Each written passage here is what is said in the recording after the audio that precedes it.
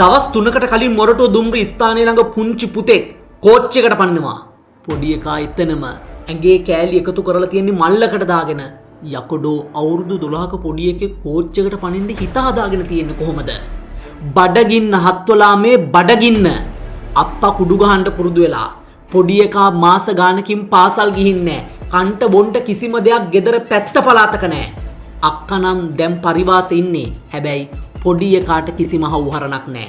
කලින් දවසෙත් බඩගින්නේ ඉද්දි හාමතේ ඉද්දි අල්ලපු ගෙදර මිනිස්සෙක් රුපියල් 100ක් දීලා ඒක දැකපු ඒ පුංචි එකාගේ අප්පා ඒ පොඩි එකාට තරවටු කරලා ඒ රුපියල් 100ක් අරගෙන ගිහින් කුඩු ගහන්න.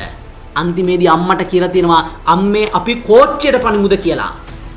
අන්තිමේදී පුංචි එකා විතරක් ඒ තීරණේ තනියම අරගෙන කුඩු මිනිස්සුන්ගේ ජීවිත කොච්චර කුඩේ කුඩු කරනවද කියනවනම් අප්පා අර පොඩි එකාගේ ඇඟේ කෑලි විසිරුණු ඒ කතාව සිල්ලර කඩේ මිනිස්සුන්ට හරියට රහ කර කර කියනවලු ප්ලේන් ටුකුයි සිගරට් එකකුයි ගහන ගමන්.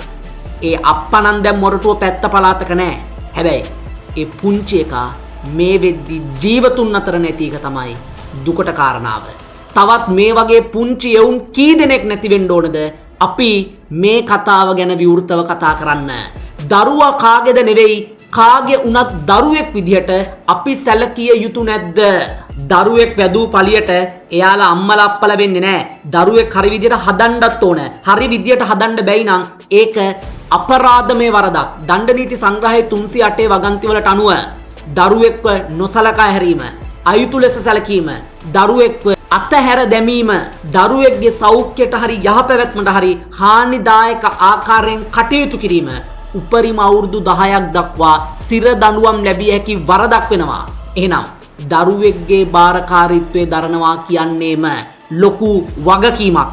ඒ වගකීම ගන්න බැයි නම් කවුරුත් දරුව වැදුවේ නැති වුණාට කමක් නැහැ. දැන් මේ අම්මටයි අප්පටයි වැරද්ද පටවල අත පිහර ගත්තාම හරිද මේ සමාජය? වැරදි. ඔබ වටේ ඉන්න දරුවන්ව කවුරු හරි නොසලකා හරිනවා නම් අයථා විද්‍යාවට දරුවෙක්ට සලකනවා නම් දරුවන්ව පාසල් යවන්නේ නැත්නම් හිඟමනේ යොදවනවා වගේ ඔබ හිතනවා නම් කතා කරන්න.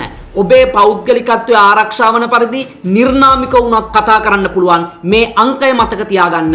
1929 ළමා ආරක්ෂක අධිකාරියේ හදිසි දුරකථන සේවාව පැය 24 පුරාම ක්‍රියාත්මකයි.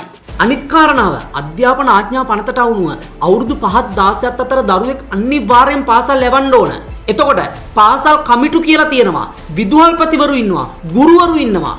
මේ දරුවෝ පාසල් යනවද නැද්ද කියලා ඒ කට්ටිය අවධානයෙන් ඉන්න ඕන නැද්ද? ඔයාලා පඩිය ගන්නකම් විතරද? පඩි තකා වැඩ කරන අය විතරද? එතනින් එහාට ඔබට සමාජ වගකීමක් නැද්ද? ග්‍රාම නිලධාරීලා ඉන්නවා. ආර්ථික සංවර්ධන නිලධාරීලා ඉන්නවා. ඔයාලා ඉන්නේ පුටු රත් කර කර ඉන්න විතරද? ඔබට පේන්නේ පුටුවේ දුක පමණද? ඔබට මේ දරුවන්ගේ දුක පේන්නේ නැද්ද? දවස් 2-3 දරුවෙක් පාසල් ගියේ නැතුණාම ගුරුවරු ඉන්නවා කතා කරලා අහනවා ගෙදරට. ඇයි මේ දරුවා පාසල් යවන්නේ නැත්තේ? අම්මා තාත්තා ගෙදර මොකක් හරි ප්‍රශ්නයක්ද? ග්‍රාම නිලධාරී ඉන්නවා තමන්ගේ ග්‍රාම සේවා වසම ඇතුලේ දරුවන්ගේ අධ්‍යාපන මට්ටම් පිළිබඳව අවබෝධයක් තියෙන. දරුවන්ගේ රැකියාමේ අවස්ථාවන් මොනවද පිළිබඳව කියලා දෙන්න පුළුවන් අවබෝධයක් තියෙන එහෙව් රාජ්‍ය නිලධාරීන් අපි දැකලා තියෙනවා. අලි පැටියට කරදරයක් වුණාම මුළු අලි රංචුවම ඇවිල්ලා පැටිය වට කරගන්නව නේද? ඒ වගේම තමයි දරුවෙක් ගොඩනංවනවා කියන දේ සමාජීයම වගකීමක් බව අපි තේරුම් ගත යුතුමයි. දරුවෙක් කියන්නේ පෞද්ගලික බූදලයක් නෙවෙයි. ඒක නිසා දරුවෙක්ව නොසලකා හරින්නත් බෑ. දරුවෝ කැමති විදිහට අම්මලාට දෙඟා නටන්නත් බෑ.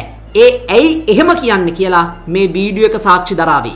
අපේ දර කුඩු බිව්වන කමන්නේ අපේ තාලින්න කුඩු බොන්නේ. රජේ සල්ලි වලින්ද රජ උන්ට තිබෙන කුඩු නතර කරන්නේ.